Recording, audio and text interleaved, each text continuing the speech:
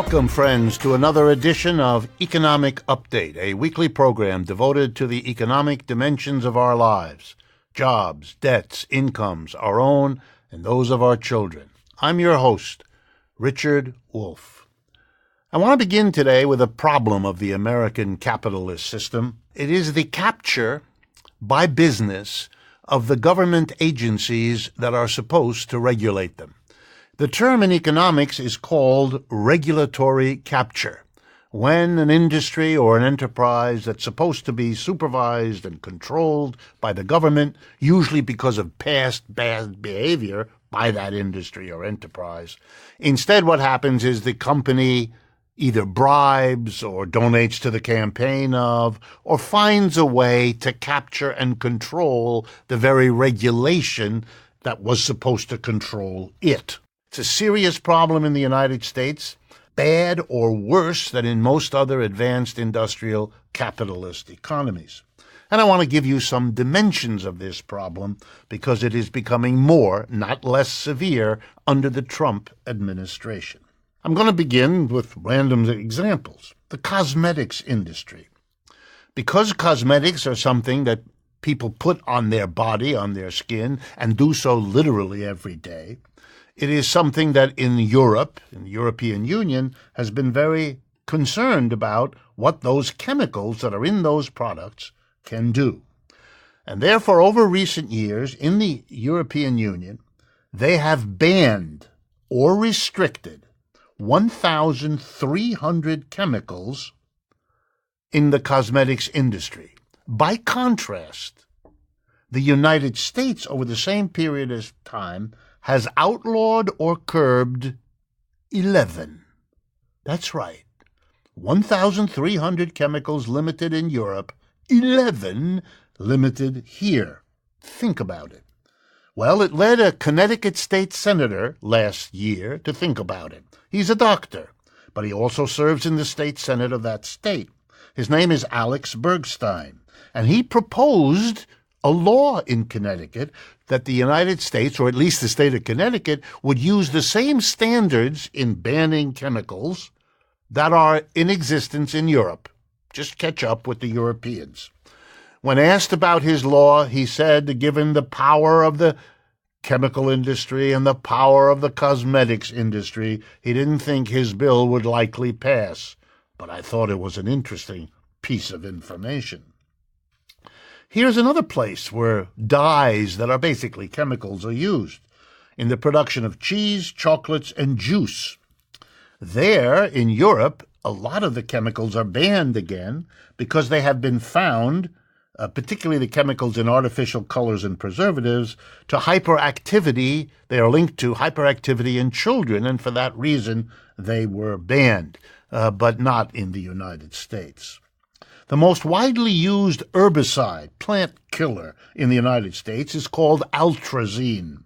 It has been banned in Europe since 2003 because it pollutes water supplies. Lead-based paints, you know about them, lead-based paints.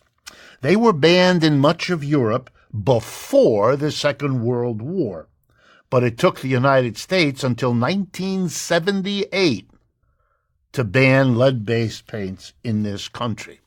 Why do I talk about this? Well, once upon a time, liberals, socialists, and others looked to the government as a way to control, to limit the damage that is done by enterprises for whom profit is the bottom line and who don't care, therefore, about these other consequences. But the problem is you can't go that way anymore because the government has been captured by those it is supposed to control. It won't work, that old plan of giving the power to the government, at least not until we have very different governments from those that we have had, and more of which we have had in recent decades. I want to turn next to the notion that the United States currently has a quote-unquote great economy, something that President Trump repeats and that a great many others seem to acknowledge.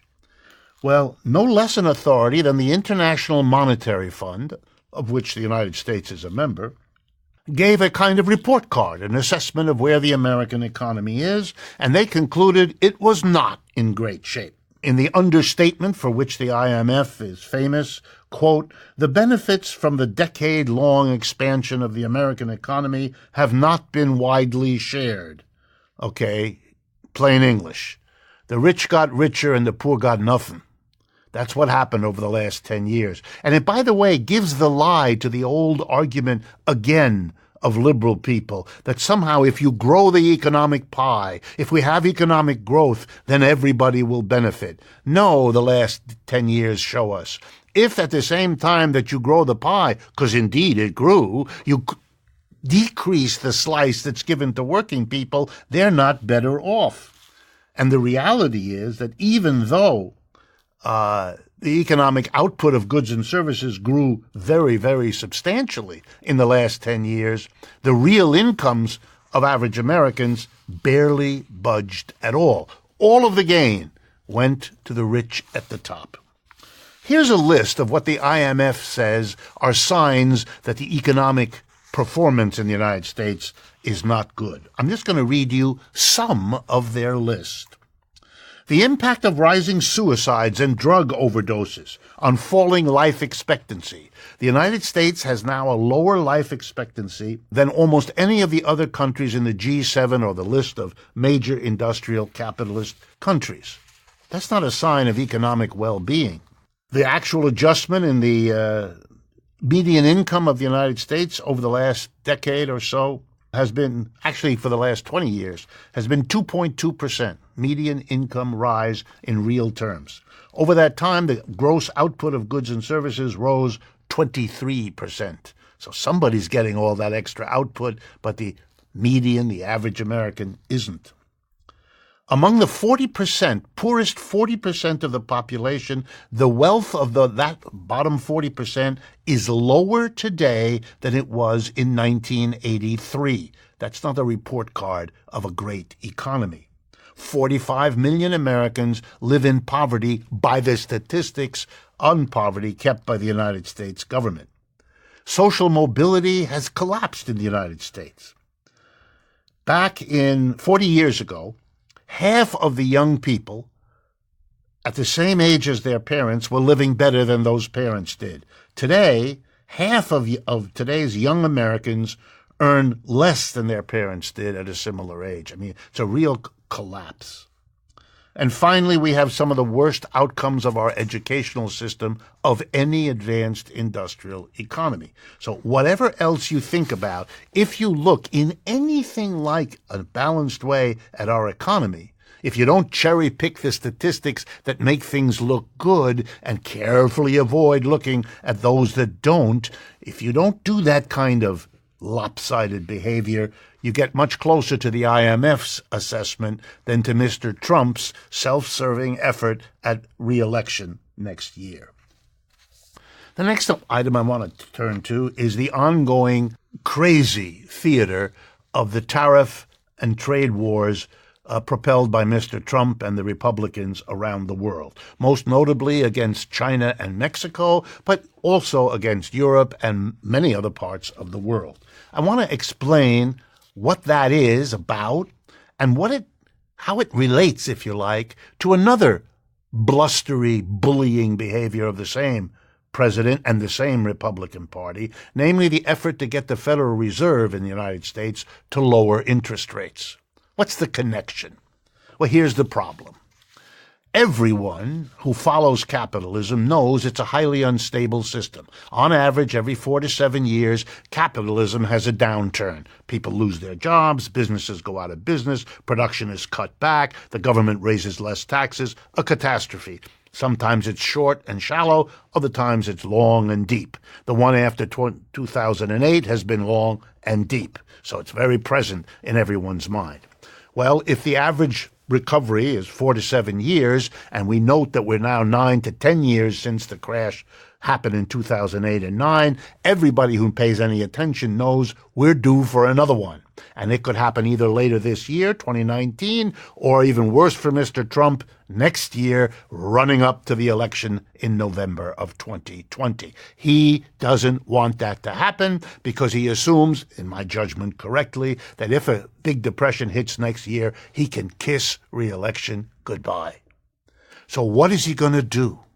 And the answer is he's going to cut interest rates. He's going to put pressure on the Federal Reserve to cut interest rates so that businesses will borrow more money, hopefully, and people will borrow more money, hopefully, and they will buy things. And he can at least push that recession, which everyone knows is coming, so it happens late enough in 2020 that it will not destroy his reelection. He tried to get Mr. Powell, his own appointee as the head of the Federal Reserve, to cut interest rates, but Mr. Powell doesn't want to do it because we've pumped so much money into this economy that if things really get going, there's a risk of an inflation, which is what he's supposed to do. So he said no.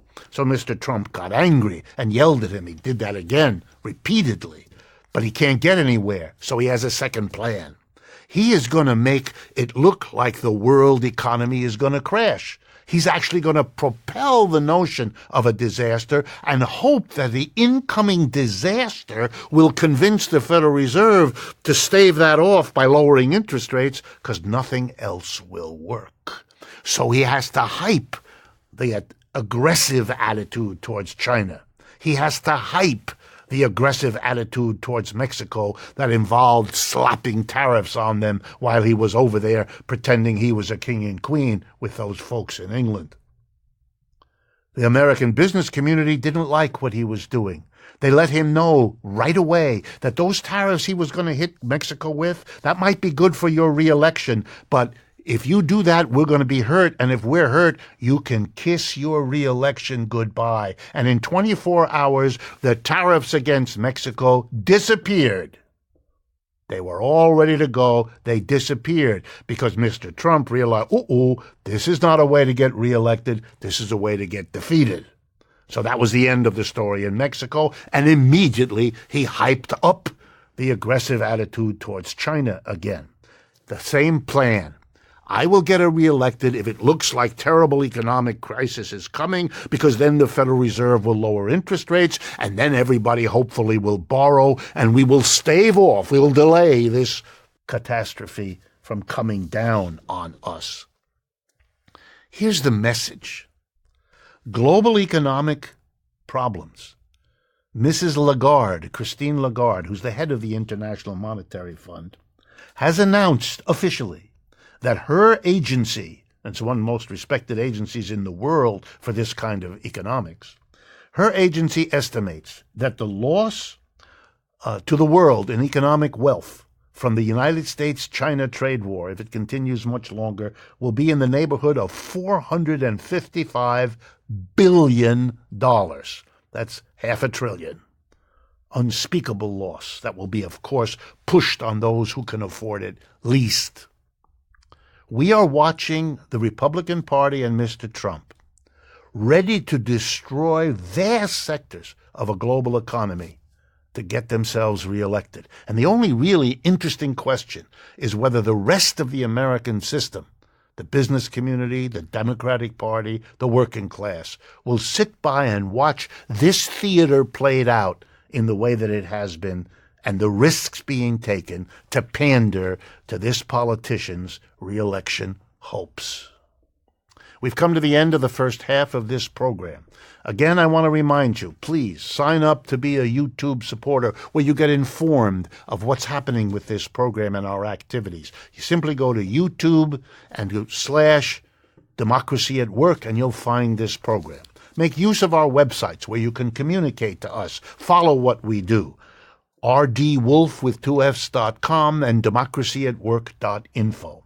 And finally, as always, a heartfelt thanks to the Patreon community. Join us there. Your support and encouragement through Patreon is of enormous importance. Stay with us. We'll be right back.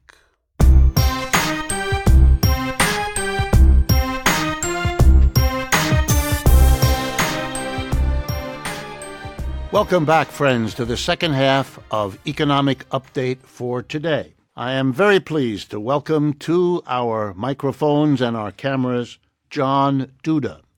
He is the Director of Communications at the Democracy Collaborative. Some of you may remember Gar Alperovitz, with whom I've worked on and off over the years, works at that and has developed that over the years. John here works at the Research and Development Lab, working on the democratization of the economy, which is one of their major projects. In addition to his work at the collaborative and working on models of worker democratic control of the workplace, John has practical experience, 15 years, working with a bookshop and cafe in Baltimore, Maryland, known as Red Emma's. It's very well established, very well known. I've been there myself, and so I thought John would be a good person to talk not only about the theory and the idea of worker co-ops, but the practical realities of them. So, John, welcome very much to the program. Great to be here. Okay, many Americans are interested, at least a little bit, in worker co-ops. They kind of know that exists.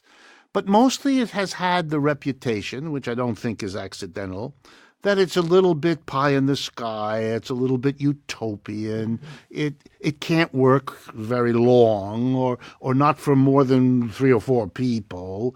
So when I hear that and I try to explain, no, it has much greater reality than that, I get incredulous looks. You've been working, and I want to particularly ask you to talk about practical realities. And the one I thought might be a good place to start is that part in Italy, Emilia-Romagna, which is an economy in which, if I understand correctly, roughly 40% of the enterprises are worker co-ops, been that way for decades, prove that this is a viable way to organize business. So tell us a little bit about it. Yeah, so Emilia-Romagna is fascinating, and it's fascinating because it's not just one worker co-op, right? You can point to one worker co-op in the States here and there, and people are like, okay, maybe it's not totally utopian, but they still can't imagine how it fits together. They can see the business, but they can't see the economy. You look at Emilia-Romagna, though, and you see an economy in which 1/3 of the GDP of this region, it's a small region, maybe 4 million people, but 1/3 of the economy is generated out of cooperative business. This is really, really incredible. And across different kinds of work, right? Yep. Across different kinds of work, different kinds of cooperatives. So some worker cooperatives, some consumer cooperatives, some producer cooperatives, but all really working together and held together in this really incredible ecosystem. And that's the key thing, right? It's not a monolith. It's not, one great idea that just happened to be really, really successful. It's an ecosystem of innovation, of mutual support, of cooperative finance, and all of these pieces fit together, and you have a situation where if you're talking to somebody on the street, you have a 1 in 20 chance of meeting somebody who's a worker owner at a worker co-op. It's an incredible cooperative density compared to the United States. And is it reasonable to say that it has existed for so many years that obviously it meets a need? It's something that the people there value. It's something that they work to reproduce, that if there are enemies to worker co-ops, they have not been able to undo this cooperatively based economy. Yeah. Oh, I definitely think so. I mean, you see that it has generated real results for the people of the region, like higher wages. Honestly, it's one of the most prosperous parts of Italy, in part because you've had this cooperative economic development strategy that brings together basically small and medium-sized enterprises, some cooperatively held, some not cooperatively held, but all kind of tied together in a big network of innovation. And that network of innovation produces, high-quality food products, high-quality ceramics products, does exports, cabinets across the world, all sorts of really interesting small industries that together form really a network of prosperity for the region. And that is, I think, something that people are really attached to. I think they've developed the policies to accelerate this, right? The government in that area supports them. In other words, the government provides benefits, supports, contracts to the worker co-op sector just the way it does to the capitalist sector of the economy. Yep. I think that's a very important issue because here in the United States, for example, when you talk about building up worker co-ops, people tend to think, well, that can only happen if the government helps them. as if there's something wrong with that. And then I have to explain, because I do economic history, that the history of capitalism is the history of endless efforts by every capitalist enterprise to get subsidies, to get contracts. The state has been supporting capitalism. All that the worker co-ops would ask is basically a level playing field of getting that kind of support for their alternative way of organizing business. Yeah. And that's what's happening in Emilia-Romagna and Italy more generally. You have a number of interlocking policies around cooperative finance. You have to take 3% of your net profits as a co-op and basically kick them down to the next generation of cooperative entrepreneurs. To give them capital to help their business. Exactly. If you're unemployed, your business folds in Italy, there's something called the Marcara law, which allows you to take some of your unemployment benefits, but also to access wider cooperative finance and take over your business. Run it as a cooperative. Do it better than the bosses who ran it into the ground. Right. So there's all sorts of policies like this. Favorable tax treatment, things that allow cooperatives to self-finance themselves and to keep money flowing within the cooperative economy. So the worker co-ops, I assume, have been working to get politicians, political leaderships, government agencies to give them that support. In other words, there's a kind of almost natural collaboration between the worker co-op and at least parts of the political structure to reinforce each other, just the way capitalist businesses cultivated relationships with their political parties to get the support of the state. And there's nothing that should prevent the worker co-op from basically doing that too. Yep.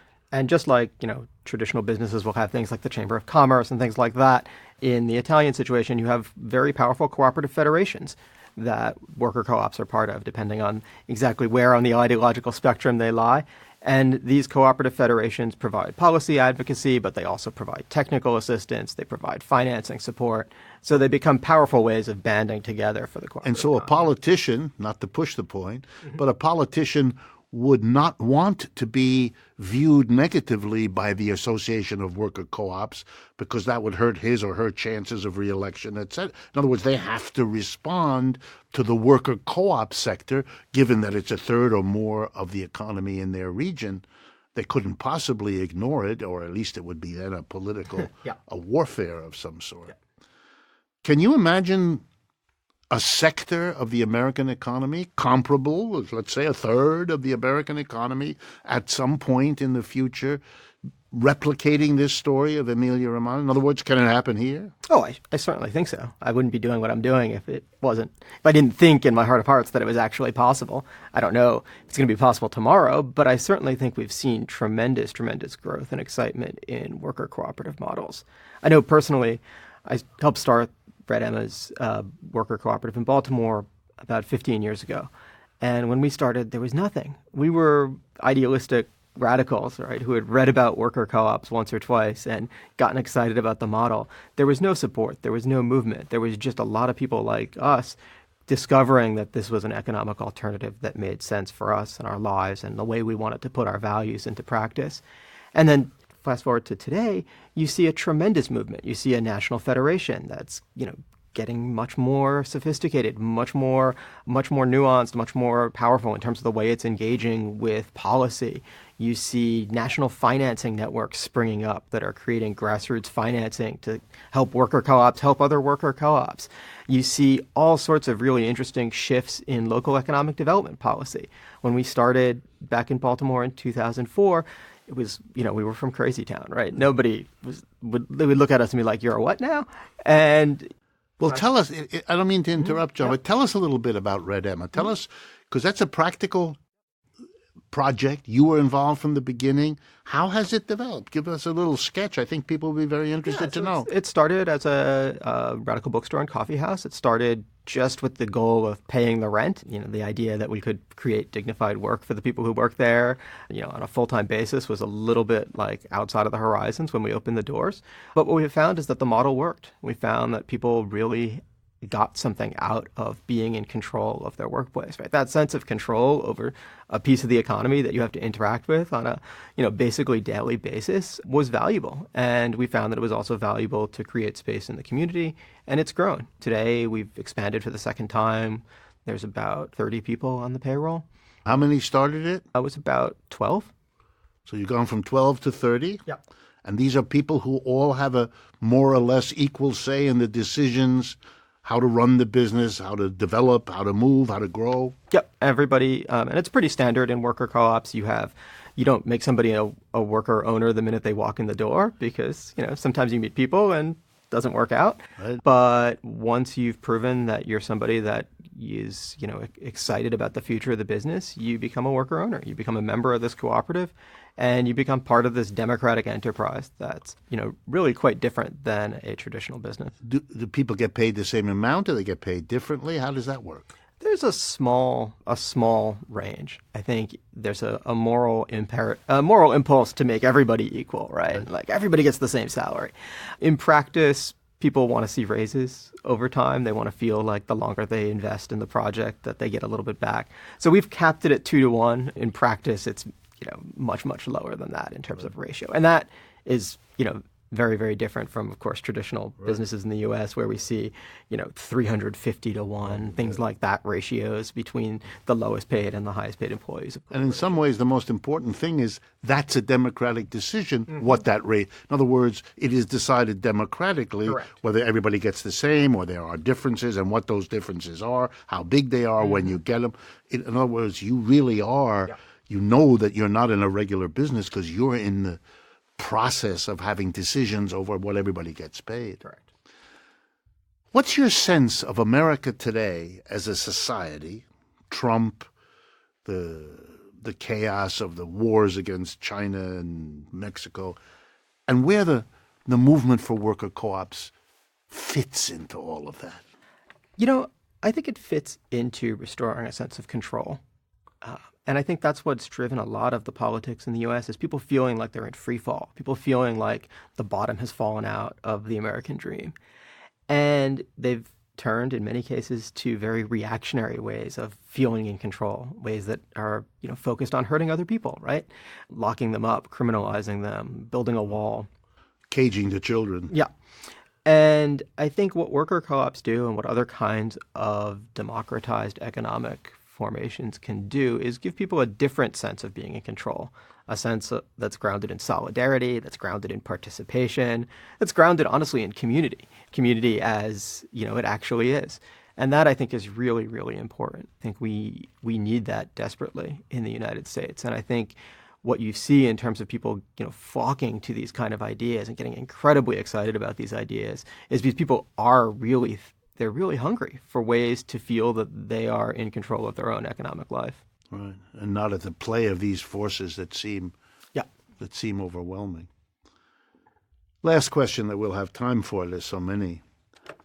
Is there a generational issue? In other words, do you discover, as you say, people are flocking, old people and young people, or is there some identity of particular people that are responding? I think it's interesting because I think you see young people and old people relating to this in different ways, but equally excited. We actually at the Democracy Collaborative did some polling around worker ownership, and we found that it was remarkably popular across ideological spectra, across age differences. And what we found in practice is that, you have a lot of young people who want to work at a worker co-op.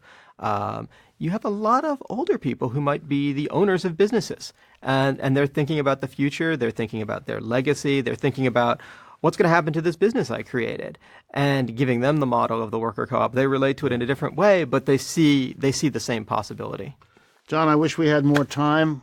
Thank you very much for your insights. For all of you, this is a wave of the future. That's what we're learning, and that's why we bring it to you. I hope you found it interesting, and I look forward to speaking with you again.